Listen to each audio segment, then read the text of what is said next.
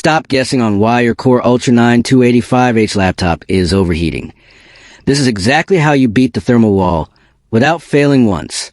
Most other tutorials are confusing or just plain wrong because they tell you to buy an expensive cooling pad or replace your brand new machine, which is a total waste of time when the problem is actually Intel's aggressive factory power limits.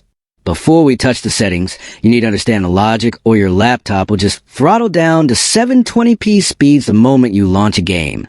We're doing this hand in hand and step by step, so you cannot fail this cooling fix. Here at Rexist, we're the authority on Arrow Lake performance and keeping these high-end chips from melting. The overheating happens because the default PL2 power state allows the CPU to pull over 150 watts in short bursts, instantly hitting the 105-degree safety limit. You might think you need to disable turbo entirely, but that kills your performance. Here is the secret trick that other creators missed. You need to use the registry hack to unlock the hidden processor performance boost mode in your Windows power options. Once unlocked, set your boost mode to efficient aggressive instead of just aggressive. This forces a chip to only use its highest clock speeds when it is thermally safe to do so, dropping your temps by up to 15 degrees without losing any real-world FPS.